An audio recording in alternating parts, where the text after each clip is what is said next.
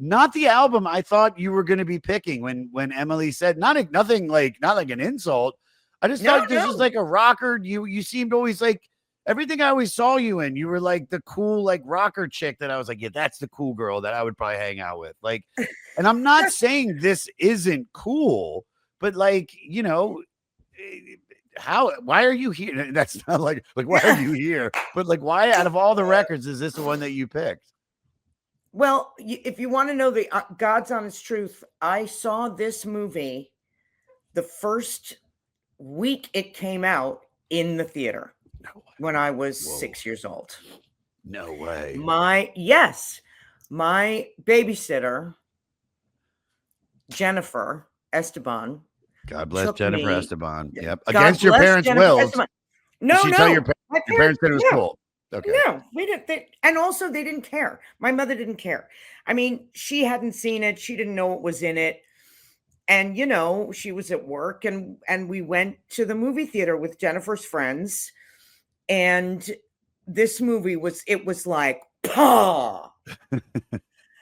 I mean, it was like you growing up in New York City in the 70s. And then it was like, here it is on fucking steroids. Like, Yeah. It was loud. It was sexual. It was dirty. I could smell it. You know what I mean? I could smell that movie.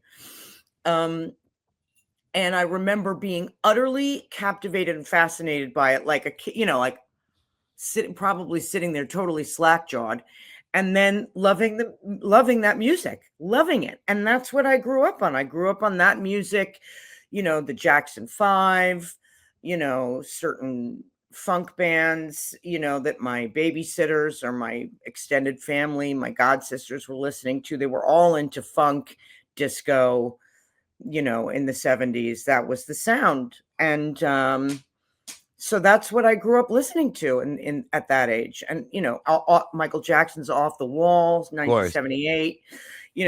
These are all the records that I was into. I mean, things that made your body move. That's you weren't like a Zeppelin fan or like I was too young for Zeppelin. I was 6, 7, 8 years old.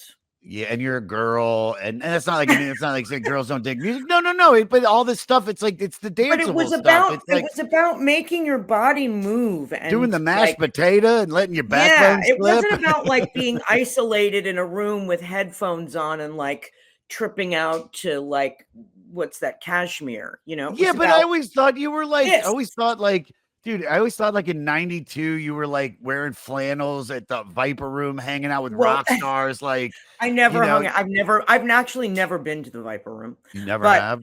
No, never. I get it. But, no, that came later as I got a little older and a little more, my interest in music became a little bit more intellectual. And I started, I got obsessed with, Elvis Costello and see, that's the Martha. I knew it was there. I just wouldn't know how we got there. Yeah.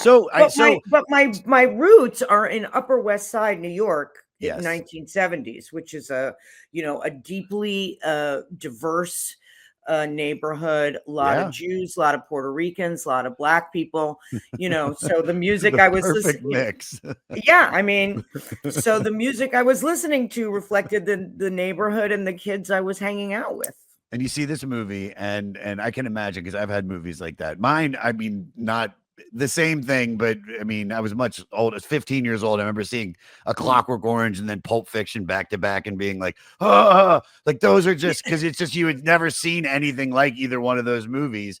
I mean, dude, fucking Goonies, all the shit, Gremlins, all like watching the Back to the Future, all of those movies as like a kid, because I was born in 79. I mean, I know what it is, but there was something about, the Saturday Night Fever that really did. From all the stuff I researched, because I've seen it before and then I rewatched it and I was like, yeah, it's good, but it's like the same thing where it's like you'll never understand how big it was because it's like you weren't alive during that time. It was the biggest thing. It was the biggest thing. And even at 6, 7 years old, I turned 7 the year it came out. And late in the year. So I think it came out in the summer, if I'm not mistaken, because I don't remember wearing a coat to the movie theater. And uh uh and yeah, when that came, I mean, it was, and then they came out not long after that with a sort of more PG version. Which one? Just staying? Um It was Staying Alive, I of, think it was of, called. no, no, no, no, no. It was Saturday Night Fever, but they had edited it a little bit so that it didn't include like the Oh, scene with Donna Pascal in the back of the car, which is kind of a rape scene, to be honest. That's what it is. oh yeah. And There's a very funny. I'm gonna give them a shout out. I don't know if they're a podcast or what, but it's these two guys. It says This Aged Well, and it's these two yeah, guys where one guy explains these movies from the 80s and the 90s to his friend, and it's I mean, it could be like Revenge of the Nerds, which at the time we right. thought was amazing, and then you're like, good God, like this Yeah. is, but Yeah. should we show this ever again? Yeah, yeah, Or yeah. but it's just, it could go like, what is it, what was the one where the girl wants to write a paper, and she's like, they'll never let the girl do it, so she dresses up as a boy and goes to high school, and she cuts her hair short. Oh, uh yeah. What's that just one one of the called? guys, Just One of the Guys. which Yeah. was great, Yeah. but it just shows But you all those these things. movies come a little later. Those Of are course, 80s movies. but what I'm saying is they did one of Yeah. these they did one of them about this movie. And Right. so you're like, oh, I get it. I mean, a lot of it doesn't hold. Grease doesn't hold it. There's all things that happen in those areas where you're like, ugh. All right, Well, I it think in was a the weird way, time. though, but they hold up in a way that we don't consider valid anymore. They hold up in a way that they're a true reflection of our attitudes and mores and what we dug and what's shocked us. Hmm. Because it wasn't like those things were like people saw that and just went, oh yeah, another rape scene in the back of the car. No, people were shocked. People were Sure, shocked. sure, of course. And as they well should have been. I mean, I think that's different, I think, in a way than like 16 Candles with the date rape girl with the girl who passes out, and you know what I mean, and him stealing her Sure. underwear and all of that. That's not cool anymore. But I think Saturday Night Fever is really as hilariously as the music sort of delves into real kitsch, particularly towards the second half of the album, of the Yeah. soundtrack. It lives in that kind of kitschy, nostalgic world, whereas in fact it's partially a musical. It's almost basically a musical, and Yes. it's very gritty, man. It's like very like hyper realistic, even though it takes place in this weird kind of disco world that It's New I York in don't, the 70s. It's still yeah, New York in man. the 70s. New York in the Yeah. 70s is, I mean, it was it was pretty bad. I mean, I've seen Yeah. Taxi Driver, Jesus Yeah. Christ. It's like, so yeah, all of that stuff. I mean, Christ, even like Studio 54, which was glamorous and beautiful, had these like, you know, 80-year-old women, like retired widows, doing coke with Yeah. these huge people and then dying on the dance floor. They're like, well, Yeah. Miss Jenkins was great, and we'll just do a bump off her dead body. Like nobody, dude, it Miss was, Jenkins. but that's what I'm saying. It's like, dude, it was a very, so, and I think that movie reflects that. But Yeah. then you get the soundtrack to that, which, by the way, was not written. They didn't have the soundtrack when they were doing the movie, so all the stuff came in later. The Bee Gees are this, I think they weren't nearly as well known as they were about to be, obviously, because this took them to the stratosphere. But when you saw the movie, obviously it was, like you said, it was like the music is the icing on the cake that makes this movie just be like, oh, it's just like a regular, like, it's like saying like Predator without Schwarzenegger would just have been a decent movie, but then you're like, oh, Right. because Schwarzenegger's in it. Right. That's why Right. it rules. So it was that was the thing that, when you But I went, also go ahead. remember those early scenes with Travolta in his family's house and his mother smacking his head and the whole thing. That great actress, what was her name that played his mom? Let me see if I can find it. I'm gonna look it up right now. No, I got it. I'm on the ones and twos of the IMDb. Don't worry. I got everything at our fingertips. Julie Bavasso.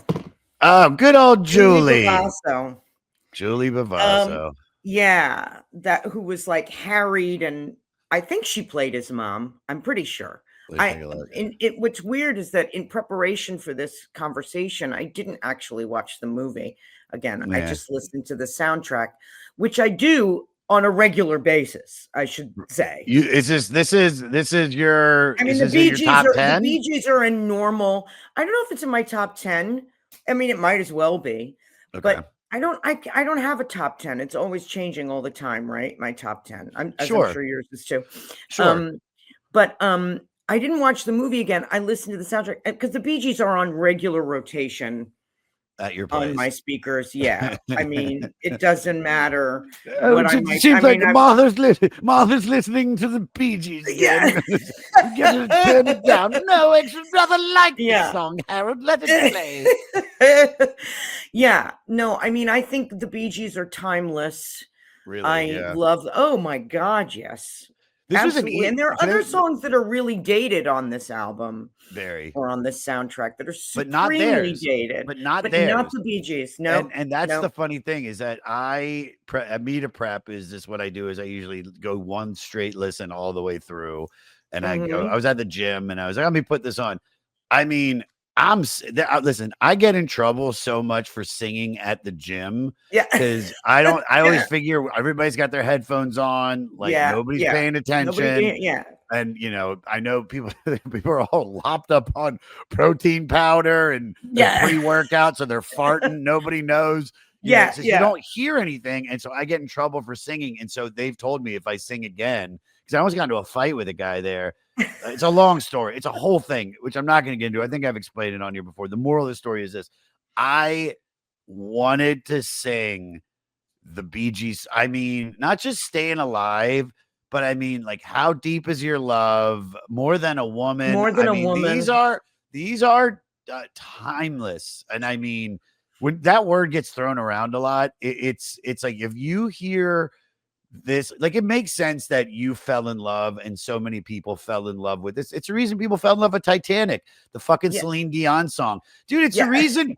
Dude, it's the reason I love Lost Boys. It has nothing to fucking do just with how cool that movie is. It is the sound. Same old pretty lights, once more, wanted. It's like all those things that go with the movie. Dude, it's the reason I love Pulp Fiction, the reason I love A Clockwork Orange, the reason I love Gravity. The music and the image is so important that when it merges perfectly, it's like, Scorsese. I totally think you're right. I think you're right 100%. But I also think Saturday Night Fever is different. I think Saturday Night Fever is the start of that notion of a sort of like of a straight movie that's driven by music. And as you say, it maybe wasn't conceived that way originally, but it exists at this sort of cusp of like, okay, the movie musical is dead. We're not doing that anymore, right? We've been through Vietnam. We can't deal with people singing and dancing in the middle of the fucking scene, right? So, and also we're just exhausted and all we want to do is fucking do drugs. Yes. So, and have a good time. And this movie kind of, and isn't it like a really kind of a low budget, sort of an independent sort of movie, right? I don't think it was. It doesn't look like it needed a lot of money to be made. It wasn't like a big studio, block, but it was like a gritty kind of movie, and it just revolutionized the way I think people experience storytelling through film, because it made the soundtrack another character. It made the music another character in the story. And that was, rather than it being sort of put on top of it with a song and a dance, and here we're going to get a break, now it was like driving the story. Like, what is it? Night on Disco Mountain, the hilarious and brilliant mashup of Night on Bald Mountain and David Shire's lunatic disco arrangements. Where Barry Miller, the great Barry Miller, who God knows where he is right now, but he was one of the best actors of his generation in the 70s and 80s, where Barry Miller's climbing the bridge in his platform shoes. And it's during that whole messed up scene with the rape with Donna Pescow. It's that whole messed up night where they're going. It's towards the end of the film, and everyone's scared that Barry's going to die and yada yada. And he comes down and he's like, "What? I didn't do anything." And everybody's supposed to be like, anyway. That music is critical because it's reflective of this insane time in the culture of wanting to just abandon reality completely, wanting to just get away, wanting to just find your place, be a person, and having absolutely no direction, no sense of how to do that at all. And weirdly, Night on Bald Mountain mashed up with disco David Shire themes, and horns, is like a kind of, I don't know if I'm articulating this properly. No, you are. I actually really want. I want my Yeah. producer. Can you pull this scene up? Can you? I don't know the name of the guy that's helped me today. Cat Dude. Let's call him Cat Dude. I have 9 people that work on this show, and they just schlep somebody onto me. Also, a friend was supposed to drop by too. I know my friend Morty Coyle. I don't know if you know him. Oh yeah. Morty helps you with this show. I'm going to tell him to pop in and just say what's up towards the end. But Cat Dude, help us out. God, what is his name? No problem, Alex. I'm so sorry. I'm so sorry. I'm so sorry. I can take Cat Dude as well. Sorry. Hold let's on. see. What's the scene you're looking up here? This is the scene with where they're in the car and they're driving across. I think it's the Manhattan Bridge, not the Brooklyn Bridge, but I could be mistaken. Because like I said, Verrazano. It's a Verrazano. It's a Verrazano. Because they appreciate. So I think it takes place in Staten Island, right?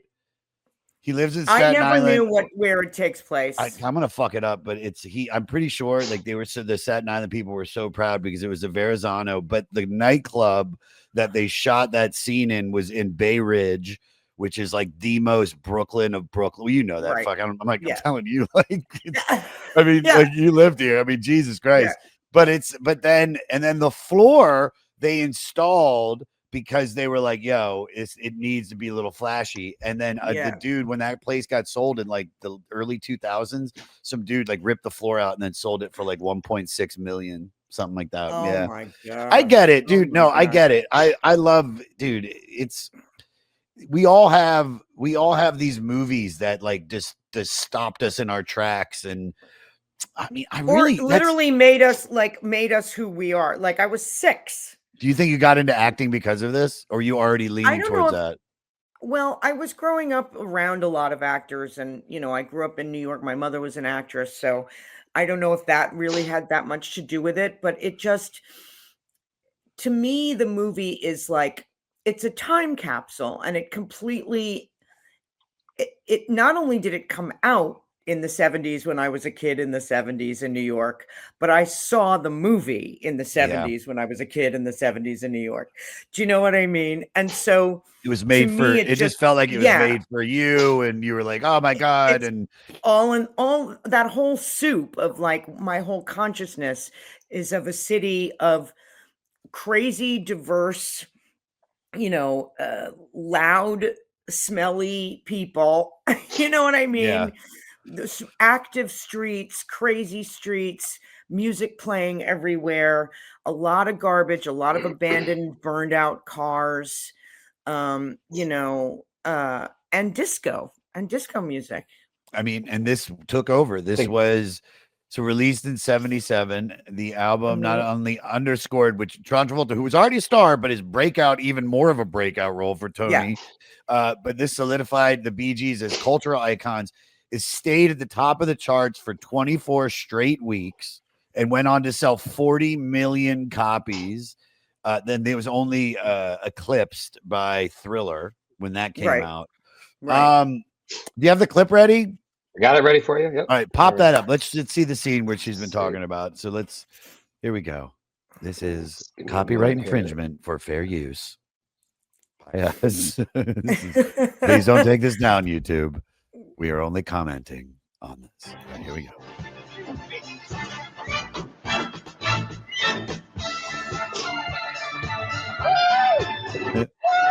There he goes, baby. Stone Temple Pilots get a shout out.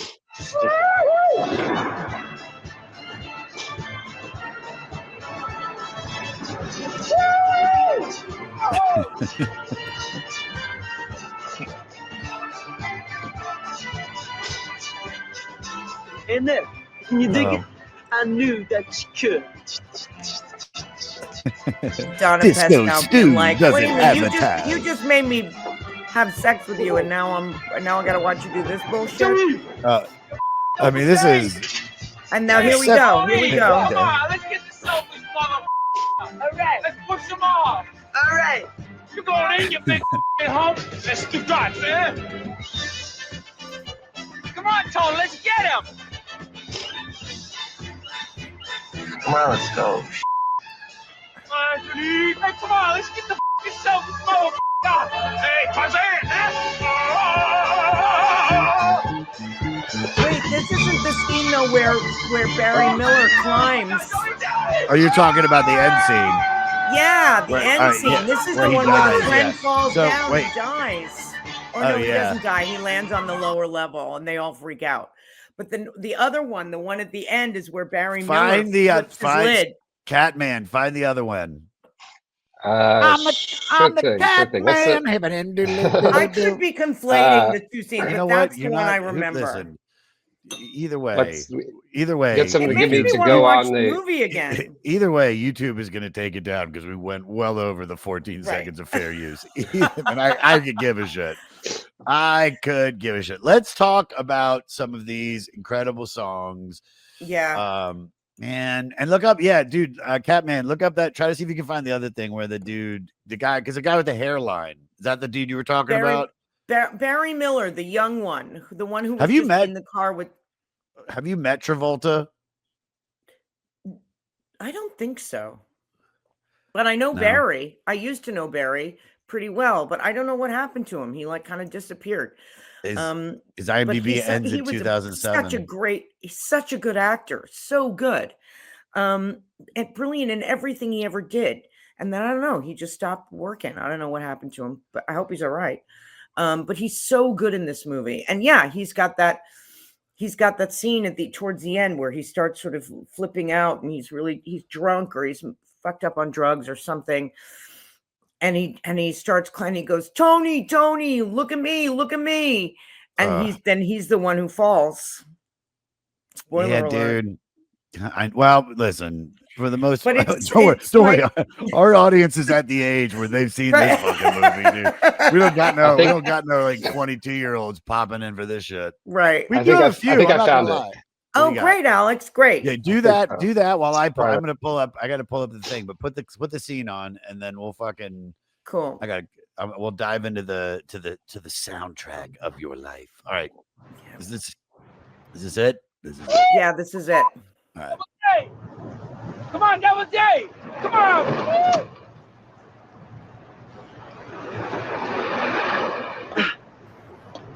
Yeah, huh?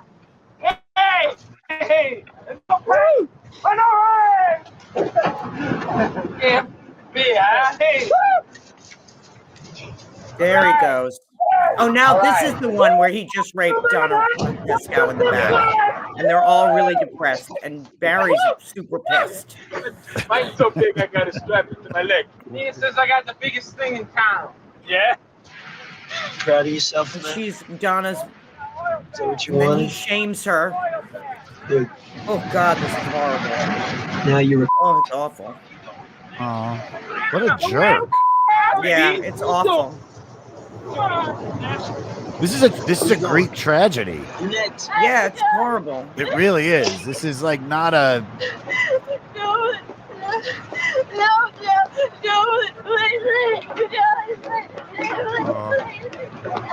Come on, man. I'm sorry, right? I'm sorry. She's completely traumatized. This guy. Hey, Bobby. Hey, you punk. Tony. Look at me. Look at you, punk. Bobby, get down. It's too dangerous. Look at me, Tony. Hey, Tony. Look at me. Look. Hey, Tony! I'm not kidding, Bobby. Get down from here. I'm all right. I'm all right.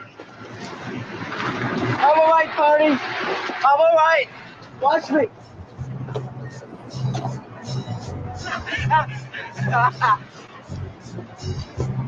We're way past fair use. Hey, Tony, look at me. Yeah. That's crazy. We might right? as well just watch the movie at this Look at me. point. Look at me. No, I know. It's a Look at long me. scene. Look at me. It's a long scene. No, I know. I want to say skip ahead, Oh, but Jesus. Yeah.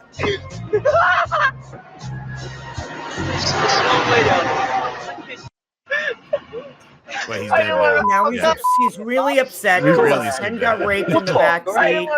Oh wait. Oh, here it is. If only he was a lost boy, would they have hung on to the bottom of the bridge?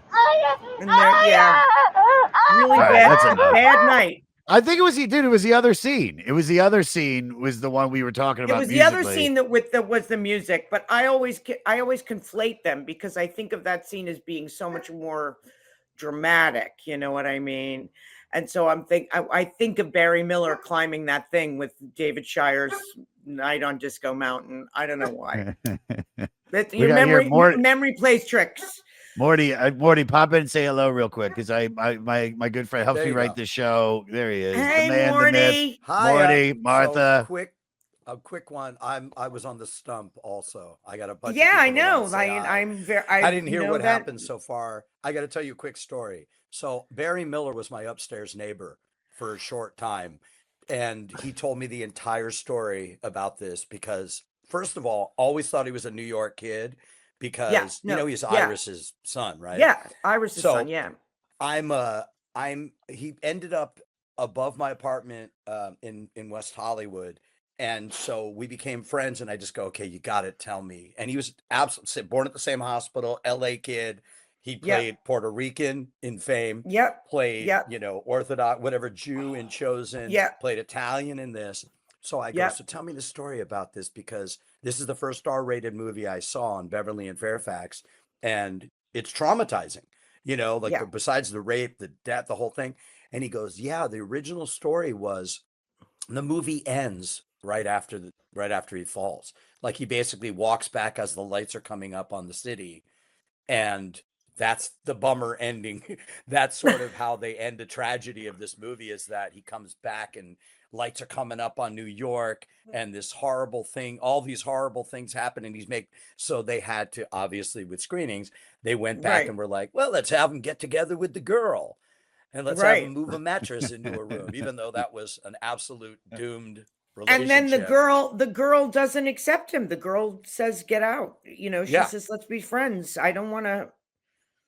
And they were going for something that would sort of soften him just sitting on the subway in the bummer, even though it kind of ends like that anyway. But this idea of like the city, the lights come back on, and all the tragedies happened at night during the fever. It's wild. Yeah. The Saturday night fever. Then they must have shot all those subway, like him riding the subway all night long. Could have been anywhere as a reshoot, or it could have been anywhere. Yeah. Interesting. It's a drag. Sorry, I didn't catch up with you. No. I'm fascinated Little by J.B. this. Pressman Wild. from Hollywood, California. And it's more to what you were saying earlier about how the movie is like, who knows what it would be without all of this music, this incredible music, that it ended up just sort of being this crazy, like, conflagration of elements that came together in this crazy genius way that completely captivated everyone, and still does. I mean, I think this movie, I think it's right up there with, it might not be the same sort of directorial auteur-y kind of thing as Raging Bull or Taxi Driver, but it has the same grip on our culture that those films do. Sure. Oh my God, think. yes. Yeah. Well, I think there are movies that generations have, like you said, like when you saw it at the age that you saw it, like it was the way that I know people when they saw Fast Times, like that was their fucking movie. And I guess I hate to say my generation's was probably like fucking Clueless, maybe. I don't know.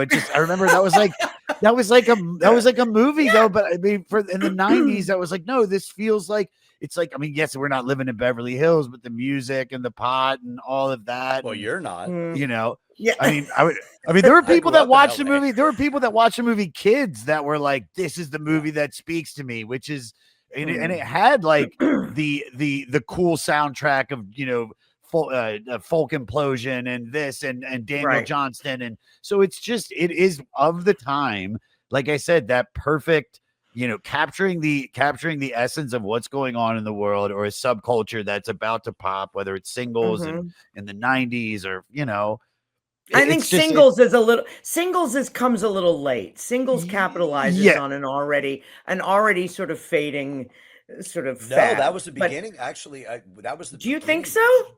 Cameron because of Nancy Wilson, because she's from Seattle, and because he Right. had that connection. I think he was actually early, because I remember when they had at the Park Plaza downtown, they had the opening for that, and they had bands that hadn't broken yet. Because when Singles came out, Pearl Jam, Nirvana, none of them Soundgarden. had broken big yet. Soundgarden. Soundgarden had already been Yeah, out. Alice in Chains I guess- was still metal. Yeah. I guess I don't know. I guess I saw it. I mean, because I was, believe it or not, my mom was living in Seattle at the time. She was married to a Seattle guy, so I spent all the late 80s, early 90s in Seattle, and I sort of feel like, well, it was kind of done by the time Singles came out. You know what I mean? Yeah. I don't know if that's true or not. You know, it does kind of feel like, you know, it was in a sense capitalizing, but it's also just, it was never, also it was also fun never movie. as big as any of these other movies that we Yeah, mentioned. Like, it was exactly, big, exactly. but it was not fucking Saturday Night Fever. It was not like Clueless made like so many people in that stars. Fast Times is, you know, it's still an incredible movie, and it's like you still get the idea of what that must have been like growing up in the 80s. But it also, like I said, has to do, you know, with the Bee Gees and the songs that are on this. And Morty, we haven't even gotten into the tracks yet, dude. I was going to ask Josh, what is your equivalent of a movie that was really riding? I was going to ask that, dude. You're right in my head. Sorry. No. That's the perfect question. Well, I was going to say, like, what do you think would be your like Saturday Night Fever? Like, what was, because you've done so much, and I mean, what, me? Are you guys asking me? I'm at duh. You're the God. interviewee. Well, I mean, I think the first example is actually Saturday Night Fever. Even though I wasn't old enough to go to discos or have sex or do drugs or wear platform shoes, it still was, that was the atmosphere that was around me at that age, at 7 years old. And it was like, and my family my god sisters were listening to that music. My babysitters were listening to that music. You know what I mean? My question, wait, hold on, not to cut you off, but my question was more out of the stuff that you've done. Oh, me? Yes. What would, dude, of course, we talked about how much important Saturday Night Fever was for the last 40 minutes. I don't know. Marth, what would be like, what do you think was like the thing that like kind of like blew you up? It was like of the time and just like, not even yet blew you up, but just of the time, the most like, this movie that I'm making right now is so now, and it's so hip that I'm in it, you know, or in it. What do you think? I don't think I have one. I don't think I have one of those. It's funny. I mean, I think, you know, there are other actors of my generation or close to it that I think have more of those, like Winona Ryder or, you know, the Brat Pack, but I wasn't ever really in anything that sort of hit in that way. I mean, the Goonies obviously was one thing, but that is sort of a slow burn of a situation. You know what I mean? That kind what of. What do you mean? What do you mean? It's a slow burn of a situation? Because meaning, you know, it wasn't a huge hit when it came out, but it came out around the same time as cable was becoming more mainstream in more homes and video rentals. So even though it didn't really blow up in the movie theaters, it was like a staple in Blockbuster and on cable. It was on constantly. And I think that was what really, and that's why I think it's a slow burn. Like there wasn't as much there wasn't the Goonies merchandising that there is now. That's when it crazy came because out. to me, Martha, to me, that was that was the movie of that year for us. It was like everything. I mean, we were like, me and my kids, my different friends would play, and we'd, be like, you're be Mouth, and you be this person, and blah blah blah. And it's such an important movie. I guess it was just I felt so big when I was so small. Do you know what I mean? And the theater felt packed, and it was just, and also the coolest shit. I have so many different connections. Is that my entertainment lawyer is Chunk. Right. So Jeff is my Yeah. lawyer, Yeah. and Yeah. I'm Tell him obsessed. I said hi. Send him my I regards. 100%, and I am Yeah. obsessed with Corey Feldman's music on a level that you have. I mean, Oh. I'm not kidding. We've gone. I've seen him at the Whiskey. Like, I think he is so much fun. And then I touched him when he was opening up for Limp Bizkit, and it might. I swear to God, my heart almost like fell out of my pants. I love him. Your so heart much. almost fell out of your pants. Dude, I love Corey so much. Like, it's such a, I don't know how to explain it. It's just, I mean, did you ever like, I don't know. He's one of the funniest, like, I want him on this podcast so bad. I'll get him. I have his number. I know, but I think he thinks like, I like, well, he has good reason to believe people are going to sort of make him the butt of the joke.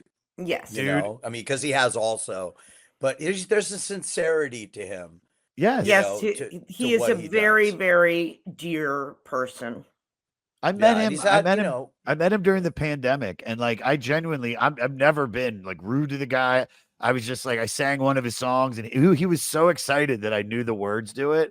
And then like hug him. And then, I mean, when I saw him at the Whiskey, it was one of the most fun shows I'd ever been. I say it to everybody. I go, dude, like, he's like, you can say whatever you want, good or bad, but it's like the dude commits, and it's so much fun. And it's just, you can't not enjoy it. And to see him we went to the Limp Bizkit show. And I mean, dude, because me and all the Bonfire guys, like, we got there early. We probably brought hundreds of people that came just for his performance, and he was incredible. And I touched him, and I literally like shrieked like I met John Lennon. I was like, ah! Like, I love him, dude. There's a Tiny Tim quality to him where you don't know if you're watching somebody that's in on it or if you're watching somebody that's, I don't want to say delusional, that it's coming out of them like that, and we're processing it differently than they are. I don't think, even when I've talked to him, I'm like, I don't even want to ask, because I could give a shit if he believes if he thinks he's the next Michael Jackson. I love the guy, and I'll support anything that he does. I bought all of his records. I got his merch. I love him. I would say something, one thing to mention is My Own Private Idaho, because that took it in the Pacific Northwest. And that was a movie around that time that was because I had a lot of friends that went up to shoot it. I mean, obviously, I know you knew people that in it, as well, but I had friends that went up because they brought a lot of LA people up there to shoot that. And that was an early Pacific Northwest movie that because Josh, I mean, I saw every one of these in the theater. I saw Goonies in the theater. I saw Parenthood in the theater. That made me make a bad decision of wanting to get back together with an old girlfriend, like chasing Amy. Like, I saw that and I was like, we should get married. I was like, 18. Yeah. By the way, if you haven't seen Josh, you've seen it, right? Duh, come on, dude. No, but I'm saying it. Mark gets a cool haircut, dude. Like, she starts the Skrillex haircut. Oh yeah, you were so ahead of your time. You and Keanu. Come on, dude. And so I remember a bunch of people went up there to shoot that, and they're like, we're making this weird movie but Shakespeare and da-da-da. And then I went to go see it in an art theater around the time of coffee houses. I remember that. It was LA. We were in like the living room. And I saw that movie, and like when they kissed, by the way, boys kissing, for people that haven't seen it, you could hear panties drying. Like, you could hear the girls there, like all their teen dreams, but it was so cutting edge for having like teeny bopper guys. Because River's Edge, that's a beautiful movie. Yeah. And River's Edge was the first one where we were like, oh my God, this is what happens in these, in Portland and Seattle, and where it's rainy, they kill people. So I would say Parenthood is a big movie like that, an ensemble movie that that was very much of its time. Because I just showed my 15-year-old daughter, because I have such fond, and you know, Ron Howard and Steve Martin, and Yeah.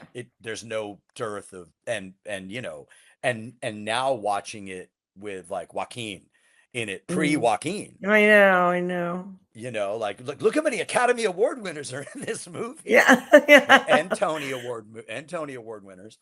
You know, look how many people are in this movie that, oh my God, you know. Anyway, sorry, that's a big one for me. That's lovely. No, I actually watched that recently, a few months ago. I can't remember what compelled me to, but I watched it again, and it was really charming and lovely, and it was a really great, sweet, wonderful movie. And Tom Hulce in that movie, you know, and his big, it's a wonderful, incredible cast. Wrinkle. Jason one wrinkle. Yeah. Just Jason Robards. I mean, I was telling my I daughter, know. because you know we do with kids. I was like, okay, Jason Robards. We're talking. This is another generation of fantastic, like award-winning top guys. You know, and then you know China Syndrome or whatever, going down of all these things that were huge. I go, and then she knows Diane Wiest from like, you know, Woody Allen. So now I'm like piecing together. And then she's from the Goonies, and he's from, you know, Matrix and whatever else. And then that's Joaquin. I know his name's not Joaquin in this, but that's him. And I mean, when you go and watch that movie now, you're just kind of like, holy crap. It's like a mad world or something of actors. So you haven't gotten into any of the music? Not yet, but dude, barely at all. And we've been talking for almost an hour. We'll get into it. But it's been fun. I'm having a blast. Nobody listening to this show right now is bummed. Everybody is digging it. We've been talking 90% about at least the album, and yes, we've gone into some excursions. I have questions about Corey Feldman and the Goonies, and we'll get to all of that stuff. But yes, the music, which is the important part, now it shall be discussed. It's good but enough. It's such an easy album to talk about, though, to be truthfully. I mean, this is like, dude, this is like ear Prozac. You know what I mean? It is and it isn't, because explain why. Why do you think that? Because yes, it's got like some of the best, most important Bee Gees songs, obviously ever, and you know, the ones that introduced us all to the Bee Gees. And you know, this is after they'd already been recording for years, and had, you know, and then they had done, I don't remember the exact story, but they had done some falsetto stuff, some of that high registered singing, which they do all through this album, as like a side thing for one song. And somebody said, wait, what's that sound? Keep doing that. Do more of that. This is the story that I remember of Staying Alive, right? Is that what you're talking about? Yeah, I just watched a video about that. Like that, and then it just blew them up when they did this. They did it consistently on this record, and it just was like nothing. It was better than Frankie Valli. It was different, you know. They weren't. They were still sexy. They were still hot. You know what I mean? So the song that they pulled from masculine is the word. Yeah, masculine. They were sexy. You know, song whereas Frankie Valli wasn't exactly sexy. No, not at all. The song that they pulled from, the drum beat, was from Night Fever, because their drummer was falling ill, and that's where they got the loop from. And this isn't the first single off of the record, by the way. How Deep Is Your Love is the first one that's released. But when you think of this soundtrack, I mean, this is. I mean, I love this song. I love the Wyclef version of this song that came out, you know, in like the mid 90s. It was Praz. It was, but you're okay. You're right. No, it was Praz, but Jesus Christ. DJ. All right, dude. Lick a high, lick a shorty got boom. Say the head is boom. But I think Night Fever is, I think, my favorite. Why is that? Why is Night Fever? It is very good. Night Fever or You Should Be Dancing are the two top ones for me on this, of the Bee Gees on this album, because It does not matter what state of mind, what kind of health situation I'm going through. I could be flat on my back with a flu. I could be, I could have a migraine. I could, whatever it is, I could be depressed as all hell. If one of those songs comes on, I will get up and dance. I will get up and move. They are arranged. The arrangements are genius. They are. They are propulsive, and yet they're groovy. There's like a natural funk to them, the bass lines, and then the horns. I mean, it's just I have chills just thinking about them. They're unstoppable, perfect disco songs. Perfect. I think Really are. I think Staying Alive is a brilliant disco song, but it doesn't have the same, the change ups and the changes in the rhythms and everything, that Night Fever and You Should Be Dancing have. But if hold on, but Morty, but if like if you were gonna do like a baseball lineup, you know what I mean? Right. You open with Night Fever, boom, that's your leadoff guy. Yeah. And then, or even, and then you bring it down. You got to need the other guy and get on base. You do How Deep Is Your Love, right? Then get another person, More Than a Woman. But if you want that fucking home run cleanup hitter, it is Staying Alive. That is, you play that at any wedding or any bar mitzvah or it's any a little Davy bit like Ways. Billie Jean in that way. It's a little bit like Billie Jean in that way. To me, Billie Jean is not the best song on the album on Thriller at all. But it's got that same kind of, as you say, it's like, it's the anthem.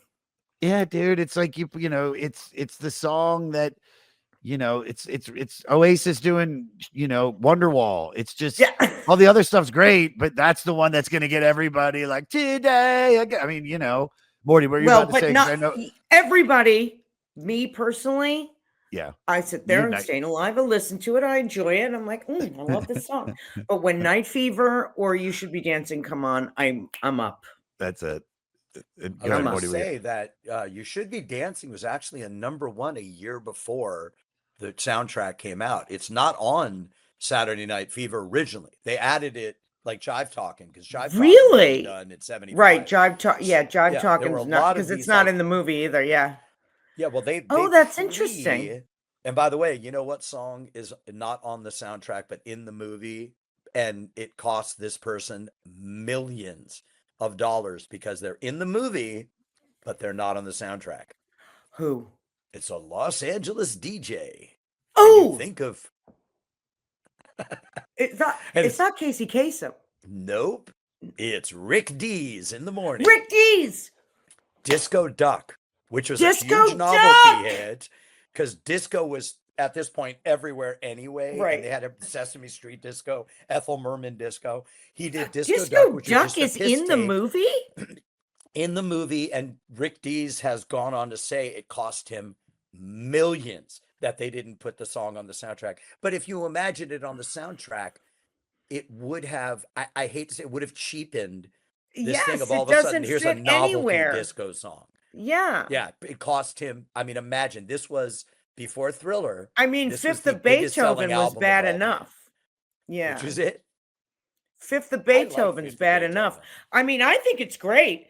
I love it. I think it's a wacky, great thing. I actually think it's yeah, but Disco Duck, I can't. Where is it in the movie? There's a scene where it shows how the saturation had already happened. Right, in it. I can't remember exactly where it is, but there's like a scene where I don't know if it's to typify the saturation of disco at that point. Right. But he's talked about, he's like, man, if that song had been on the soundtrack, I would have. When is it in there? When is it in the movie? By the way, when I was at a girlfriend's, I might give this away. I was at a girlfriend's dinner of the Seven Fishes, and her uncle and son got into an argument, and the son insulted the dad by calling him a disco duck, and it almost started a fight at the table. And I'll never forget. I had no idea that was a song. I had no fucking idea. I just thought that was like disco duck. Yeah, I remember it. And then it had like a Donald Duck sound. Yeah, it was Rick Dees doing it. Yeah, it was, There's a longer deleted scene, but it's in a scene where they're teaching people to dance. Okay. Okay. But I mean, God, wild. think about that. It sold 40 million. And you know, Oh they used to my tell us that, gosh. like, if you write a song that's on a Whitney Houston album, doesn't Right. matter if it's not the Forget it. single. Every Yeah. time that sells, you, even if you get a penny for what it is, and he talks about it, would have been, it was the biggest selling album before Thriller. Yep. Yep. I gotta That's say like- this. Wow. I mean, That's I know. wild. So Staying Alive, like we said, is the most. And it's also it's iconic because you've got the so steps, the opening, credits of the film and him walking and that, that pan up to, with his bell bottoms and seeing him in his outfit and, combing his hair and everything, it's iconic, totally iconic. But I And- don't think and it's like, go ahead. well, the interesting enough is that the opening originally was just supposed to be. It wasn't supposed to actually be Travolta doing the walk. They were gonna have a stand-in, just shooting his feet, and then dude, that's why I love John, dude. He knew it. He was like, dude, this don't look good, man. You got to put me in it. And they did the whole. He was like, Yeah. nah, he's like, I'll do it. Let's walk down the street. Mhm. I mean, because if you don't have that opening scene like that, dude, you know, let me say this, and I think you get it, Marth, because you've been in some iconic, movies that some have either been redone for television, and they do okay, but it's just it's not the thing. Like dude, sometimes a movie is perfect just the way, because you can't redo this movie. You could never redo this. You can't redo Running Man. I know. I just saw the new one. It sucks. I'm sorry. Oh, really? I'll say I it. heard it was great. I could give it, and I'm not just saying that because Edgar Wright had sex with my girlfriend when we were on a break. I'm not saying that. I love Shaun of the Dead. I love all his movies. I'm not gonna let that hold. I'm gonna hold that against the guy. This movie was terrible because, dude, we don't want to see Point Break again. We want to see Point Break only with Keanu and Patrick Swayze fighting. We want to see Roadhouse with Swayze fight. We don't want Jake Gyllenhaal doing it. It's like, it's the reason it I rules. feel the same way about the Goonies, Dude, which I hate Goonies, to bring up again because we should be talking about Saturday Night Fever. No. I feel very strongly about Martha, this. like, it is a perfectly cast movie. Perfectly, like, dude, and having Spielberg attached, having Richard Donner, who, goes on to be one of the, the best action directors, just everything, the sloth makeup down to the what are the bad people, the fucking The Fratellis, Fratellis, and the woman, the Chris witness, Columbus. that girl, dude, everything about that movie is perfect, down to the Cyndi Lauper song, down everything, and you can never redo that ever again. And they're gonna try. Well, but it's like, hearing about part 2. Yeah, are you guys doing a part 2? Can you give us the intel, or if Corey has anything to do with it? No, but I keep hearing things, but honestly, I don't know. I think even Josh has floated. Brolin he seems amenable even at his dude, he's awesome. He now. I mean, I'm amenable too if they pay me. Shit, I'll pay you. We could start a GoFundMe right now to do this, spearheaded by Martha Plimpton. Yeah, I mean, none of us made very much when we did the original film. So it would be great if it is something that ends up happening. If they paid us, that would be really. Who was lovely. the biggest star when that movie came out? Was Joe? I'm trying to think of who actually was like who. I mean, we know Steven Spielberg got was Temple of Doom. Had Temple of Doom already come out before that? Because if so, it might have been. I think it came out while we were shooting. I think Temple of Doom came out. That might have been, him. I think Key and Corey Feldman were the two most sort of recognizable faces, aside from Joe and Robert. But I think of the kids, Key was, he was in the Temple of Doom, and then Corey had been in so much stuff, but not Stand By Me yet. That was going to be the next. But he shot it. Oh, he shot it before we started. Wow, what these were all waiting to explode. All Yeah. those movies, like I think he right shot it after that before. movie. I think he shot it before we did the Goonies. Yeah.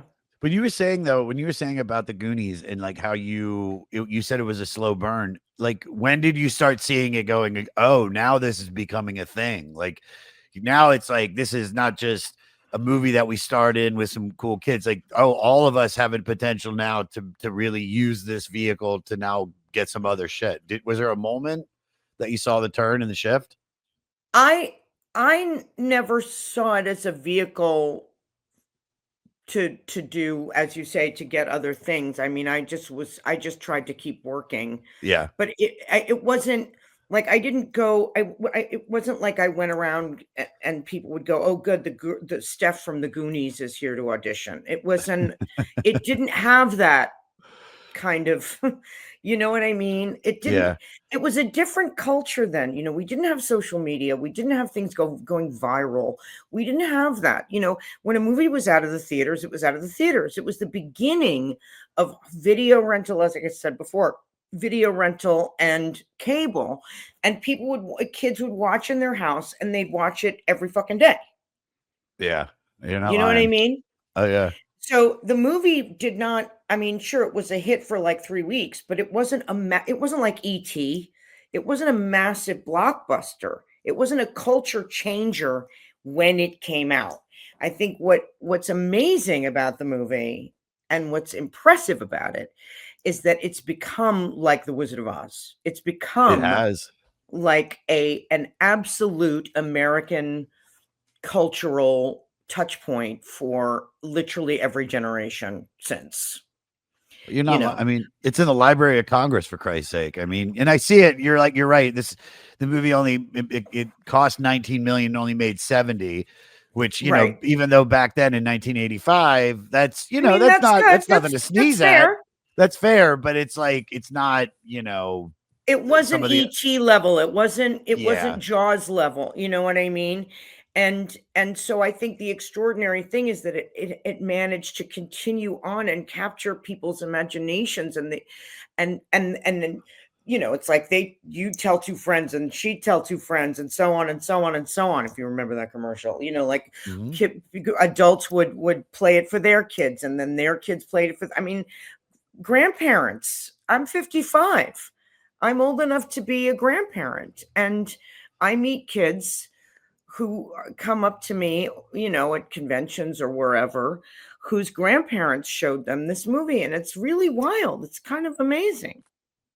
Yeah, it really is. It really is. And I love that, like, everybody's gone on to do other stuff. And then did it have like Key, like, do Everything Everywhere All at Once, which is the hardest I've ever cried in a movie next to like, I don't even remember. Maybe, oh, God damn, what was maybe the first episode of Alf? Terms of Endearment, yeah. No, I didn't episode of Alf. When he couldn't, remember when he couldn't get back to Melmac and he calls him and he's like, I guess I'm staying here. I cried. Oh, dude, you know what? Another good cry. Can't Buy Me Love when he gives this speech at the end and he's like, when you broke your arm, I carried you all the way to your house. I cried so hard at that. But yeah, it's so cool. Like, that's really the funny. fact that Jeff is my entertainment lawyer is like, I know, that's awesome. It's awesome. He's been on the podcast too. Like he's a huge fan of Steely Dan and I love Steely Dan. Oh, dude, yeah, Shift. They're in my top 10. Really? Morty, what did you just say? Did you just dismiss my Steely Dan love? We're shifting. Now let's talk about... we're going way off the rails. We only got countdown to ecstasy. Here we go. Let's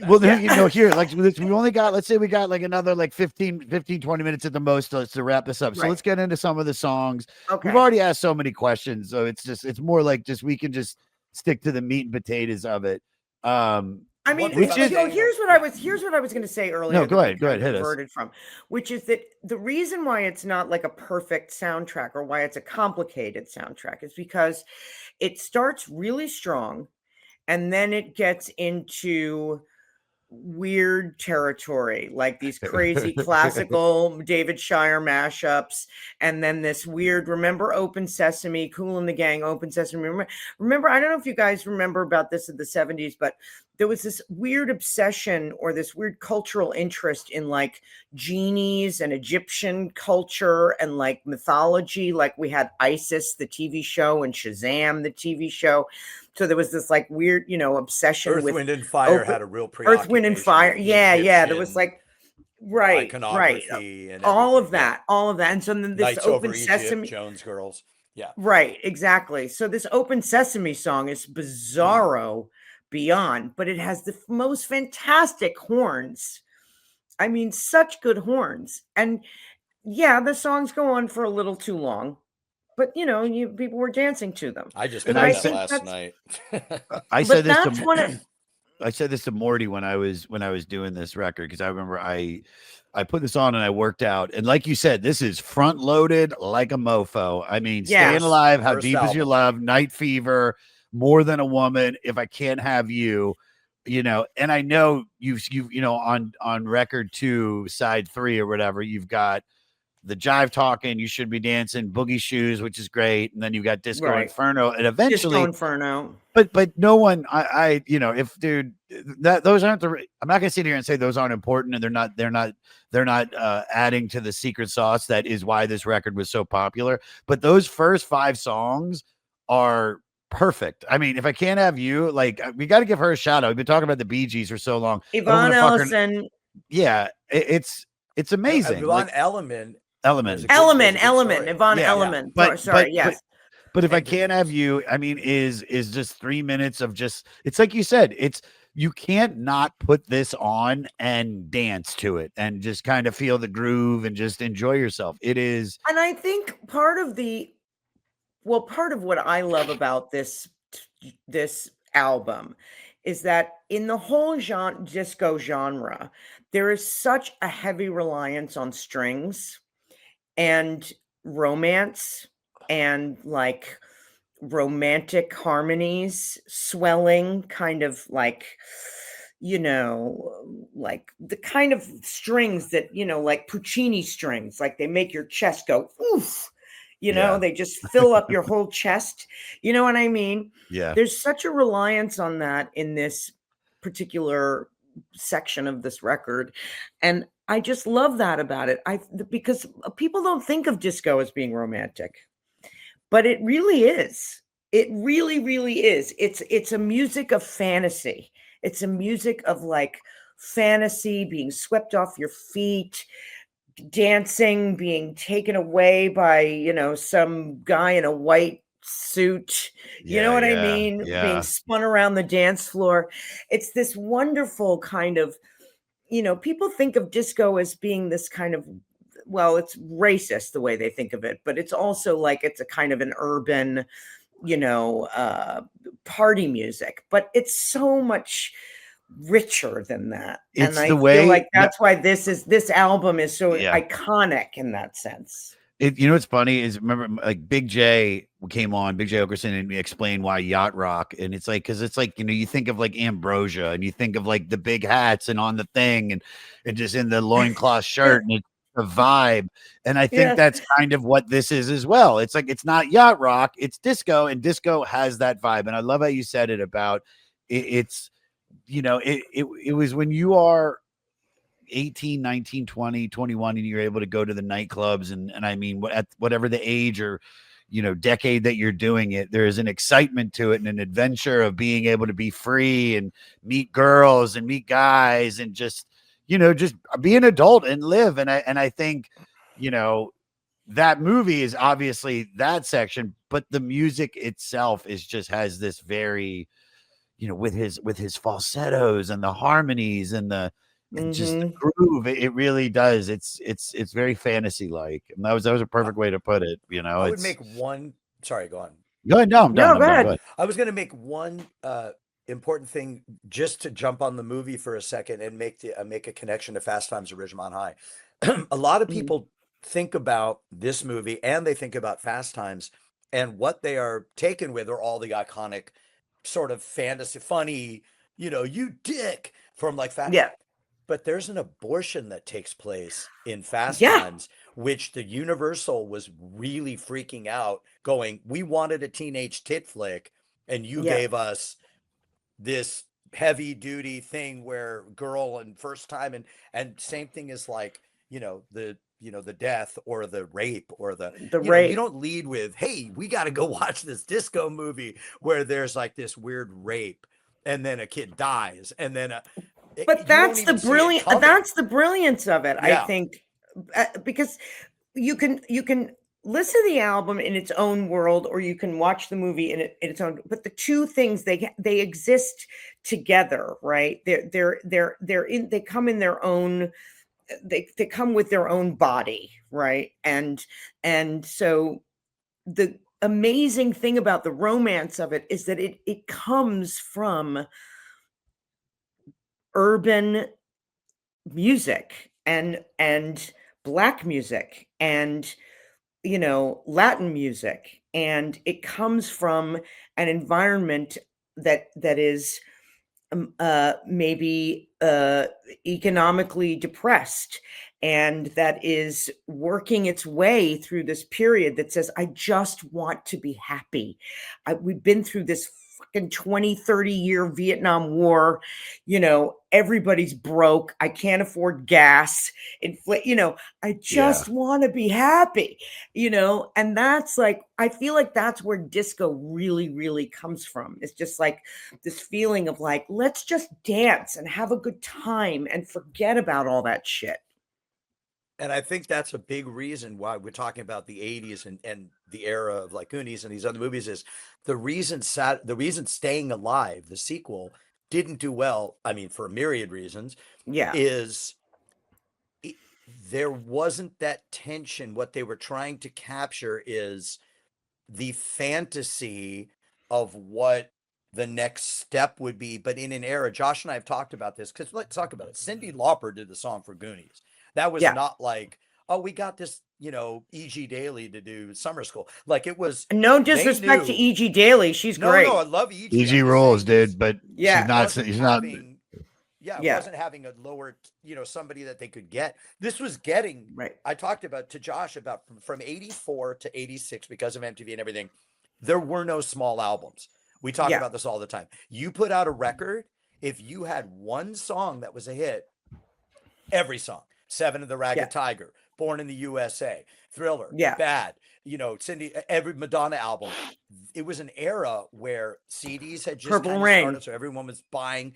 Every MTV was on full swing, so there was star power up the ass, which made the hangover from that be like, oh, we can't really do gritty, and we have to have him go be a dancer in New York. And, he's with us so much.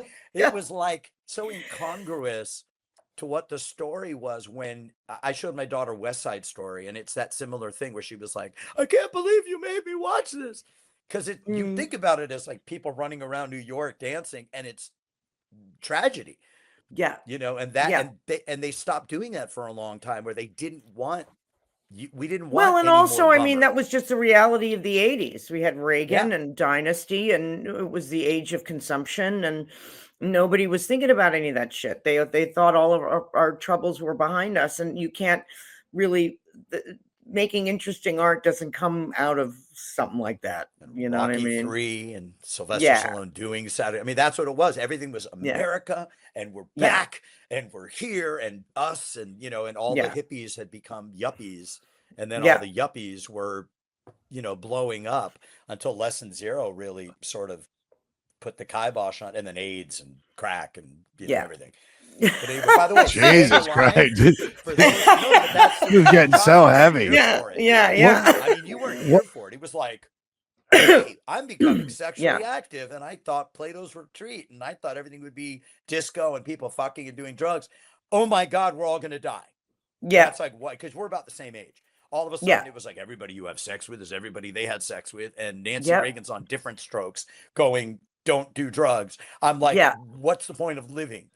What's my point of becoming a teenager? Why did I suffer through junior high school to get here to be told that I'm going to die from everything that looks like everyone had a great time? I know it was very disappointing as a young kid in the 70s to come of age in the 80s and realize that all of that sort of, and also I'm going to cut myself off.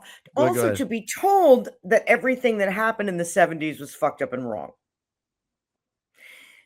You know what I mean? To become a teenager in the 80s and have everyone saying, well, the 70s are it's a lost generation. It's a lost decade.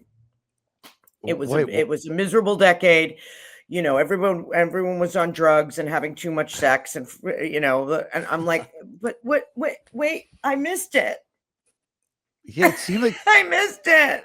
It seemed like Actually, the 70s was way better than were the a very 80s. very was. fertile time. Very fertile. nobody very knew. exciting. Yeah, And very nobody romantic knew. time. Look, every Yeah. era has its pluses and minuses, obviously, and you romanticize them for different reasons. But I think in terms of Saturday Night Fever and this album, I don't know if there's another soundtrack that captures the moment the I'll tell you, way Grease. Wait, hold on. does. Wait, what do you got? Grease? You think Grease? You don't. You have to understand, Josh. Grease is Hold up. as important. First of all, you can't even understand how big John Travolta was from Welcome Back, Kotter. This is Yeah, I but said this Grease, the earlier. music- I said Morty. but I the said mu- this earlier. I said But the music was nostalgic. It was throwback music. No, because they wrote a lot of those. I'm not getting in the weeds. They wrote a lot of those songs for the soundtrack, knowing that the original soundtrack, which by the way, if you ever listen to Grease or the original soundtrack, all the stuff that's like supplemental, like when he's at the dance and when they're Right. all that's the actual soundtrack from Grease. Right. Like those are all the songs that are in the play that became popular. The songs we know, You're the One That I Want, and all those Hopelessly Devoted, those were all written for the movie. No, So I know none of they were those written for exist. the movie, but they're not written in the style of contemporary for that time I get that. music. okay, Right, hold on, that's guys. what I mean. Hold on. Hold on. To wrap this up before we get into final songs and stuff, I want to do no, and I love this, and we could talk for hours. I'm having so much fun. It's Thank so you. great. Oh my God, you're coming back. Don't worry. And this is like this is something Morty we would normally do on Master Fleece with Wayne Fetterman. But Rolling Stone put out the 101 greatest soundtracks of all time. So I'm gonna go to number. Can we do the guess the 5? Well, I was gonna guess 5, but I'm just gonna give you right now at 101 because they gave you 101. The Bodyguard. Wow, that's the Bodyguard all the way down at 101. I am praying that Lost Boys is in the top 20. I don't think it is, but I don't think it will be. Oh God, that's my favorite, dude. The guy, and I still believe. Tim Capella with the saxophone. That's what I'm talking about with the 80s. And not the 80s with movies. You can't remake. The reason Lost Boys rules is because of fucking Kiefer Sutherland's haircut and Jason Priestley with the fucking Patrick. Just thank you. Same guy, Jason whatever, Patrick. dude. Yeah. Jason Patrick with the fucking, Gorgeous. with the Kip Winger hair and all the it's just it was perfect. It was the movies that we grew up with, that the reason they're great is not because of the screenplay or the director. It's because of all the little mishmash, the mise-en-scene that make the actors that I'm telling you, you'll never. It's great. Shaft is cool with what's his face with that's the soundtrack. I'm saying Shaft is cool with Samuel L. Jackson, the one they did in the 2000s. The good one is obviously Richard Roundtree in the 70s, because that's what makes it. All right, number 1. What do you think is the number 1 movie soundtrack of all time? I mean, Saturday Night Fever's got to be. It is not that. I'm shocked because that was actually. Is it 2001? This is no. Space Odyssey? Nope. This is actually pretty easy Even once that, we say it. And I wait, know hold on. this. Is it? But is it a soundtrack for a musical? It's a soundtrack. It's a soundtrack for a movie. This is like I just typed in. This is the 101 greatest soundtrack. This big. But I'm saying it's so not a musical movie. This is a musical movie, but this one is. Oh, it's Empire Strikes Back. No, wow. I love where your head's at, but no. But that's a soundtrack. What? I'm gonna give it to We you. should give a shout out to John Williams. John Williams actually been. I listened to that soundtrack recreationally. It's when incredible. It came out. It's a brilliant soundtrack. Wow, You live in London now. It's part of the. You literally living in a giant starship right now. You're literally living. It's dark. It's gloomy.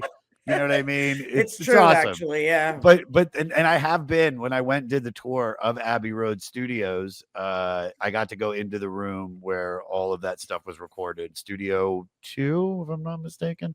1 or 2. It is the big where they would have like the scores, like they did like the Aliens soundtrack. All right, no, number 1, Purple Rain.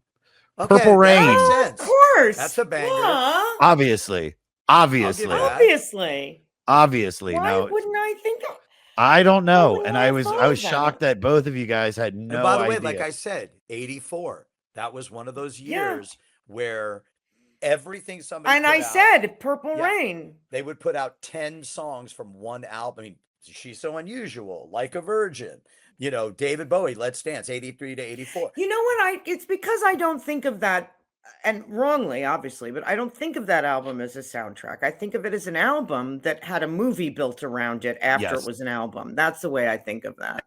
Such a crazy genius Let us album. stick around with number Crazy 2. genius album. Yeah. Because it's the same thing that you just said, which is this is an album that turned into a movie. Number 2 is Help by the Beatles. Oh, of course. So Yeah. yes, I mean, Help the night before you got Hide Your Love Away and Need Another Girl. Because they had to write the songs for it. But these that aren't. was But these similar to aren't. Purple Yeah. Rain.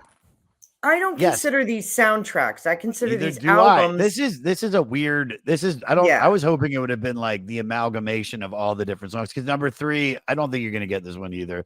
So I'm just gonna do it for time reasoning. The Harder They Come. by the way, Jimmy Jimmy Cliff, Cliff. rest He his died soul. He today. just passed away Dude, Jimmy today. Cliff died today. Are Today. you serious? Yeah. Ah, Rest well, in I'm glad you brought peace. him up then. Yeah. Sorry Yeah. about No, dude, it's that. Not okay, to it's be crazy. the arbiter of this. No, this dude, I woke up like tragic news. Dude, I woke up like an hour before the podcast, walked the dog, ate some boiled eggs, and then sat down and was like, all right, York yet. this is Yeah. no, dude. That's a bummer, man. That's a bummer. That's good. Yeah. Well, that's what's gonna start happening, dude. It's gonna start happening more and more. Start? You know what I mean? Yes, It's just like it's We've it's been in full crazy, swing, dude. honey. And then number 4, once again, another record. Yeah, A Hard Day's Night is number 4. Oh, come on. Yeah, But these then- aren't soundtracks. know- I think there I know should be that. criteria. Dude, you're talking Well, to they are all in the movie. That's something that I will say know, that but I about mean, them. it's a little bit like, I It don't should know. be- It's it a should little be- cheating. it should be what number 5 is, which is our record today, Saturday Night Fever, which is, And really the first album. It's a 2. So you guys don't know if you don't have the vinyl. It's a 2 record. I do have the vinyl. Yeah, it's well, true. we do, Yeah. But I'm Yeah. saying is that first, so you could literally go, well, what if I Yeah. just listen to the first album? And if you'd you be look at that fine. First, you go, I'm not really lacking anything. Yeah. I mean, okay, I Yeah. got 2 versions of More Than a Woman, but I'm not really like, I'm bummed out that I don't have You Should Be Dancing, but those are already existing. Jive Talking's already out. And I You don't Should Be need the Dancing's already out. They're Tavares still version Yeah. of More Than a Woman. I'm fine without it. number 6. Just gonna give you the top 10. Number 6, Superfly.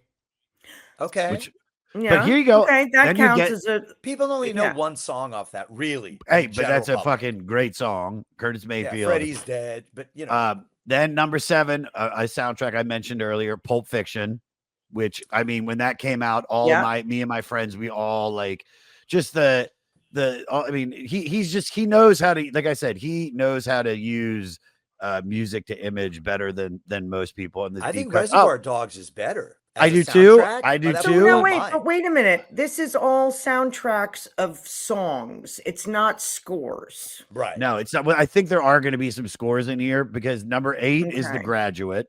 So Well, you know, Simon and Garfunkel. Simon and Garfunkel, and another movie of its time. The Graduate was another one of those movies. I remember my dad said he saw that in the theater and was like, I think he said it's one of the only 2 movies he watched and then stayed again to watch again. The other one Oh. being the other one being Gremlins 2, the new batch. No, I'm Of kidding. course. I'm kidding. It was it was The French Connection. Oh yeah. Oh, number 9. Number 9. There you go. American 9. Graffiti. Yeah. That's a great. So, that, that's a traditional. That's Yeah. a traditional retro, and for really the first retro record on this list where they did like essentially a jukebox musical where they Right. just used songs of the era and Like then a really greatest locked hits. it in. Yeah, yeah, yeah. And it's I don't think people can get their head around the fact that that's a George Lucas movie by the way, it also is what made Happy Days have to get pushed to series, because they had Mhm. already shot the pilot for Happy Days and they were kind of like, meh. And then all of a sudden American Graffiti came out and they're like, we have him in our That cast. guy in our Yeah, Ron Howard is in, and by the way, Parenthood, Ron Howard is in this movie and Harrison Ford is in this, and Mhm. Richard Dreyfuss is in this movie. I mean, the threads of that movie. It's a great movie. that movie's What's her name? great. Shirley. Oh my God, Laverne and Shirley. I think Cindy. Oh my God. Oh Cindy my Williams. God. Cindy Williams. Cindy Williams, Laverne, I mean, Shirley is in American Graffiti as the lead. Yep. I mean, it's insane, and Paula Matt, but it's insane that who is the girl that she's like And a younger- Mackenzie Phillips. and Susanna Dude. Summers. No, Mackenzie Phillips, dude. She's so funny in that movie. Like because I watch that on the She's plane great sometimes. in that movie, yeah. But that movie, like, that's another one of those, like, it's all cast, another Goonies thing where it's all Parenthood. It's all casting. It's all just, if you don't get the casting right, then the movie's gonna suck. And it's like, if George Lucas doesn't cast it that way, if Richard Linklater doesn't cast Dazed and Confused with all of those people, what happened to that version of George Lucas? I mean, I think you can't. He's come Star back from Wars, Star dude. Wars. You can't. He read Dune. He ripped off Dune and made billions and billions of dollars and made something that. Well, did you know I it? mean, not that there's anything wrong with that. I love what he did for the most part, particularly the early stuff. But what happened to the guy who just like told stories about Americans at diners and drive-ins? I think he became got Barry Levinson. You know, Yeah, I think he just. I think he just. Some point. people. He just. I don't know. It's just. I guess, dude. You make a certain amount of money, and then it just became like, dude. It's literally like the biggest. What do you call it? Franchise in the history of everything. Yeah, of everything. It changed movies. Yeah. It's dude. If Star Wars doesn't come out, then Ridley Scott is still making like old 17th century swashbuckler movies. It changed. I'm fine with it. I'm fine with it. It's just it's one of the most interesting sort of anomalies in American movies. I know. It's like why doesn't Beck do more guitar music? Like, why does he have to keep doing dance shit? Radiohead. Yeah. I was going to say don't Radiohead did OK Computer, and they could never go back to being a band that just writes really great pop songs. And they're never like, imagine if they went, hey, we're just going to do another record like the Bends, where we wrote 12 great, fun songs that are all wonderful and don't get weird excursions into freaky shit. And we do. And I'd be like, oh my God, thank you. I've been waiting 30 years for you guys to so bummed. go. I should be in London. I should be in London right now. I after I did Skankfest, I got so like worn out and sick that I was like, I can't go. I would have been miserable in London, but I had all 4 nights. Radiohead have shows here this week or something? They're playing O2, and I had tickets to all 4 nights, and I got them for very cheap. I'm so bummed. I wish I could go.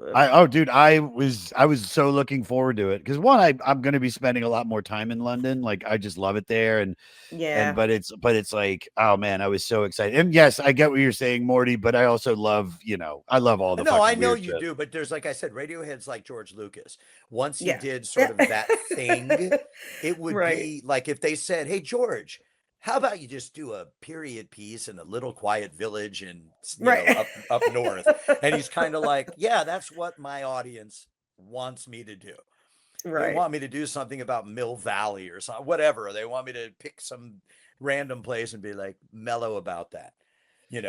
I'm sure. By the way, I want to give a shout out. I know Josh. I know you love a shout out. Morty loves a good shout out. Who do you got? By the way, a couple. First of all, little Davey Pressman from Hollywood, California said he should say he heard the Grill is the most inexpensive restaurant that exists.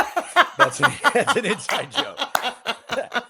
About if you've ever eaten there, if you can afford to eat there a second time, you've made Star Wars. Yeah. It makes Kate Manalini's look positively pauperish.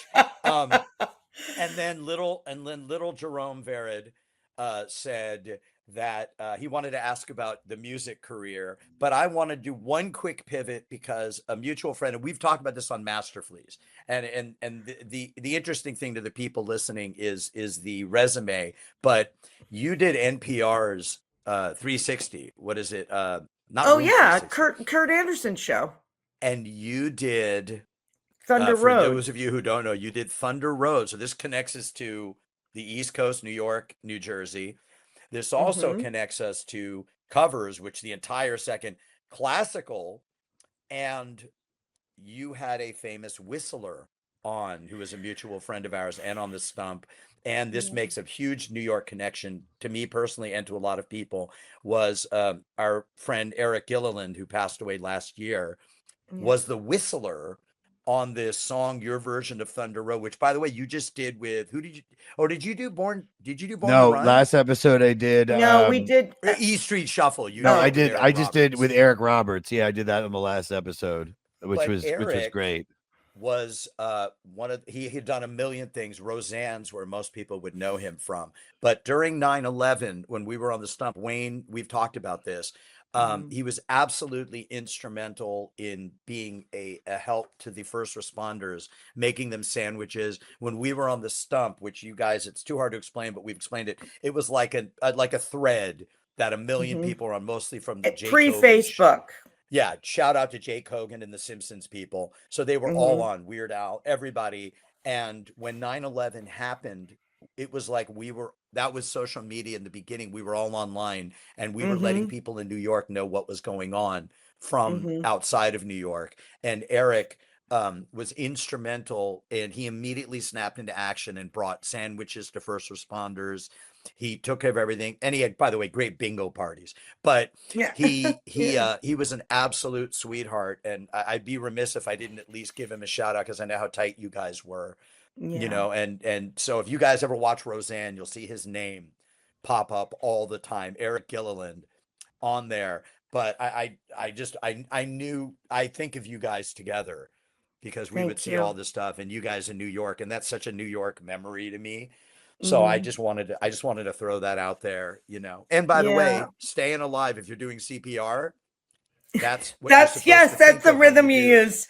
Staying alive is the tempo you're supposed to use. Yes, it is. You can staying alive. Hilarious. I was using How Deep Is Your Love. Yeah, I was using. Well, this was really fun. I really thank you so much. Oh, it was my pleasure. And thanks for talking about Eric too. I love him. I miss him all the time. I think about him every day. Oh, I love that. But, I love that. This was really fun. I really appreciate the time and getting to talk about one of my literal all-time favorite records ever. Well, let's know. My pleasure. You will come back. This has been so much fun. We do these final questions. So I want to ask you, you might have said some of these before, but I'm very curious. We ask everybody these questions. And Morty, if you want to throw your favorites in there too, we'll do a quick speed round. What is everybody's favorite song on this record? Go ahead. Martha. Night Fever. Night Fever. Morty, what do you pick? Having played it, Good Times at Davy Wayne's, the 70s song, Staying Alive is You Should Be Dancing is incredible, but More Than a Woman, people freak out about still. Dude, how deep is your love, bro? How deep is your love? Okay. How deep is your love? Is this a no skip record? God. I feel like we all know the answer to it. It's extremely long. You get through what you can. We don't have to answer it, but is there anything on the first record? No, not on the first album. No. Can you fuck to this record? Willingly and with consent. Yes, both. I think you can. I mean, I can imagine how many people made love to this record in the 70s. I'd rather dance to it, but yes. Well, you know, you could dance fuck. I guess you could funds. Was that even a word? No. Face? Can you see my face? Yeah. And Marth, what would be your elevator pitch? Like, how do you sum this record up to somebody that's never listened to it to get them to listen to it? Like, what's your soundbite? It's the music that came out of an exhausted and beaten down generation looking to make a new connection with life, love, and their bodies. That's perfect. I think this is One of the greatest music soundtracks of all time, next to the Lost Boys soundtrack, or Natural Born Killers, or Juice. Juice is pretty good too, but New no, Jack I mean City? it. No, it's New Jack City is great. I'm just kidding. I'm just looking down the list Crush of. Groove. I'm literally just looking. This is Breakin'. the Midnight Cowboy. Wait, that came out in '85. What the fuck? What? Midnight Midnight Cowboy? Cowboy soundtrack. No, It that's there's no way. that's This list is 79. stupid. All right. Either way, this has been blast. Morty, thank you Thank so you, much for the guys. help and coming on. Thank And you, Martha, sorry, yeah. please promote away anything you want to promote. Martha, go ahead. Second season of Task, and that's about it. Enjoy your life, listen to music, be kind to others, and fuck ice. Oh, one more thing.